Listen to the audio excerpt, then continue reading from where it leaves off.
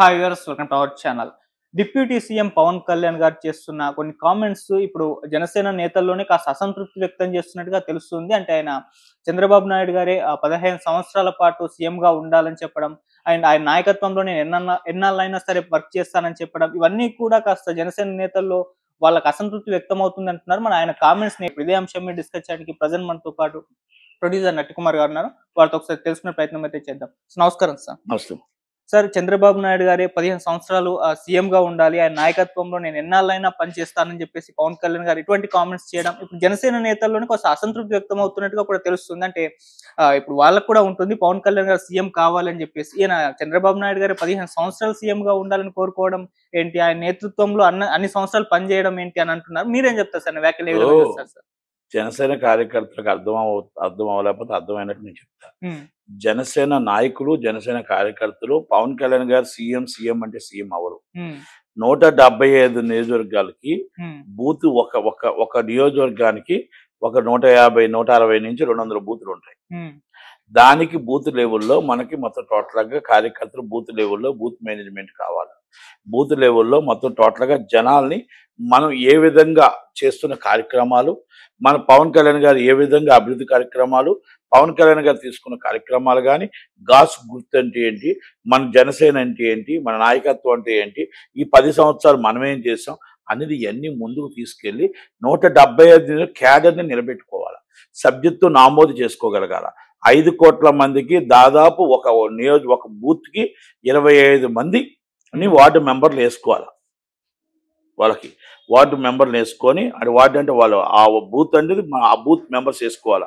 Booth members వేసుకొని మన ward members వేసుకోవాలి. ఇవన్నీ డిఫరెంట్ ఇవన్నీ కూడా బూత్ ఒక రాజకీయ పార్టీ ఏ విధంగా కార్యకర్తల్ని ఏ విధంగా మోటివేట్ చేసుకొని, మన ప్రజలను ఏ విధంగా మన వైపు మోటివేట్ చేసుకొని తీసుకురావాలో, ఏ విధంగా మనం నడిపించుకుంటూ రావాలో, ఇది మొత్తం టోటల్గా ఏ రాజకీయ పార్టీ అయినా సునాయాసంగా చేయాల్సిన బాధ్యత.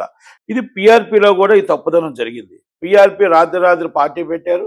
అసలు మనకు టోటల్గా సంస్కృతంగా స్థానికంగా మొత్తం టోటల్గా బూత్ లెవెల్లో మనకు మేనేజ్మెంట్ కానీ కార్యకర్తలు కానీ బలం కానీ లేదు. అభిమానుల బలం ఉంది, ఓటు వేయడానికి రెడీగా ఉన్నారు. వేయించడానికి కార్యకర్తలు లేరు, వేయించడానికి నాయకత్వం లేదు.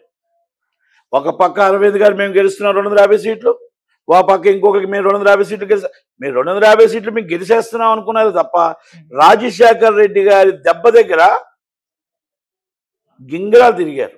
అంటే ఆయన బూత్ లెవెల్ నుంచి ఆయన వెళ్తే ఇంకో బూత్ లెవెల్ నుంచి ఎవరు వెళ్ళారు? టీడీపీ వెళ్ళింది. ఈ రెండింటి దగ్గర పిఆర్పి బోల్తా పడింది.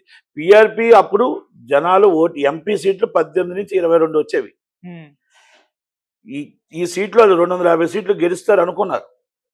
అంటే ఆ రోజు ఆ తప్పిదనం. ఓకే, ఇప్పుడు 10 సంవత్సరాలు జరిగింది, 15 సంవత్సరాలు జరిగింది, 14 సంవత్సరాలు 15 సంవత్సరాలు. మరి 10 సంవత్సరాల 14 సంవత్సరాల్లో మనం ఇప్పుడు దాకా ఏం చేసాం?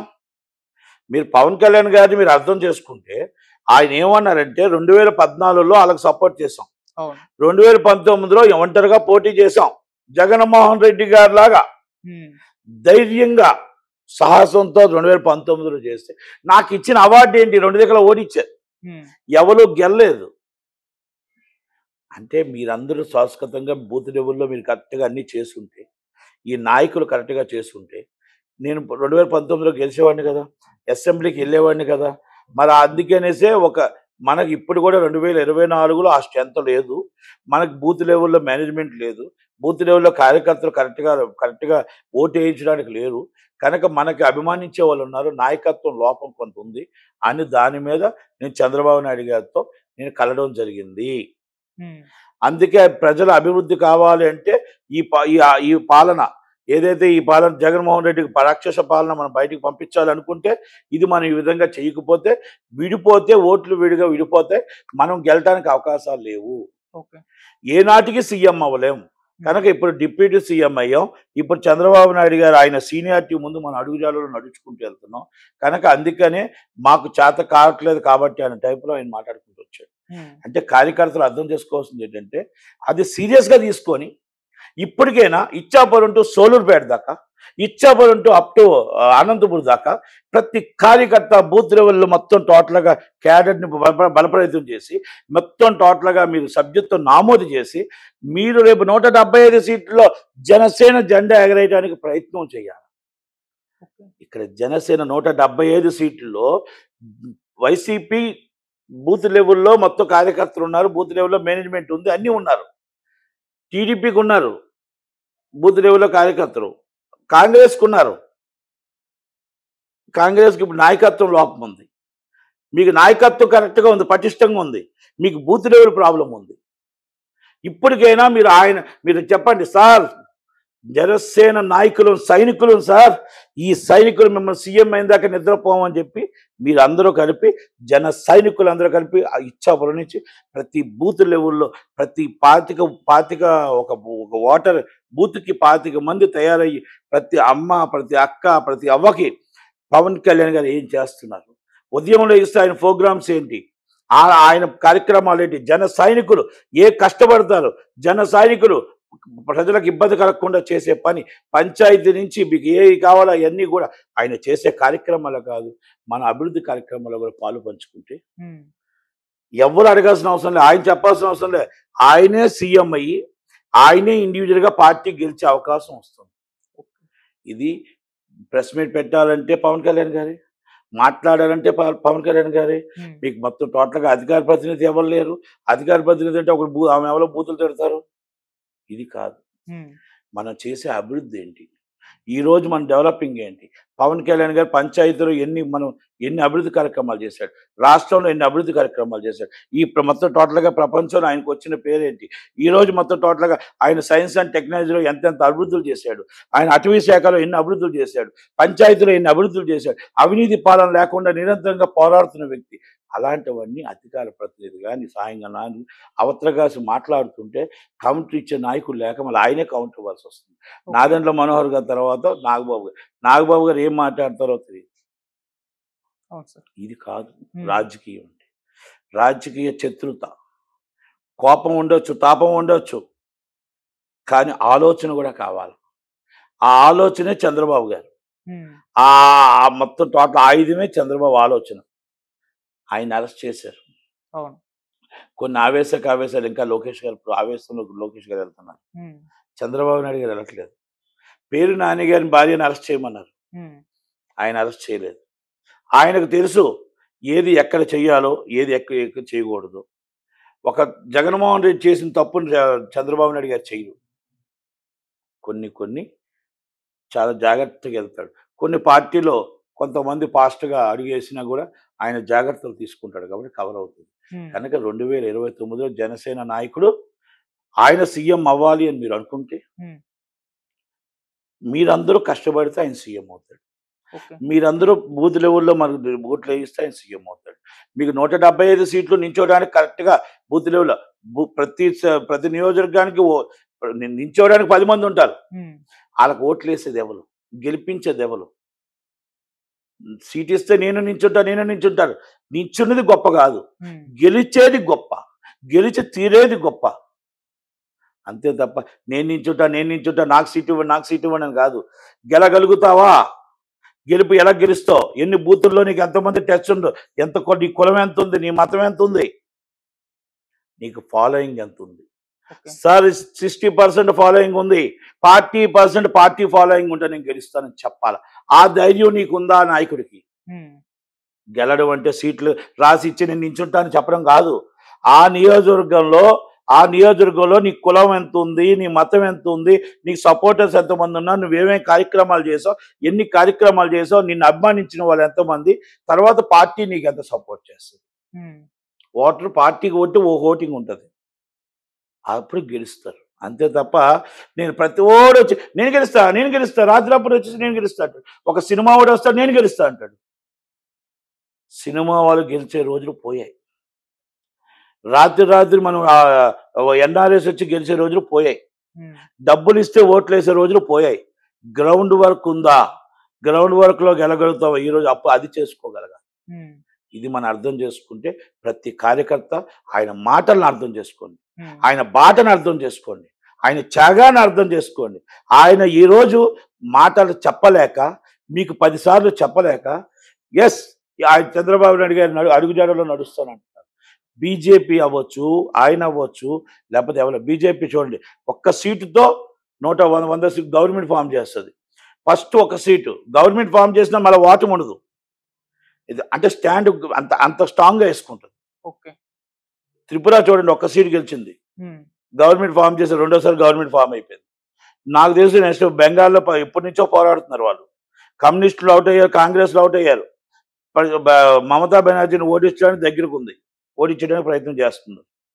ఓడించవచ్చు, ఛాన్సెస్ ఉన్నాయి.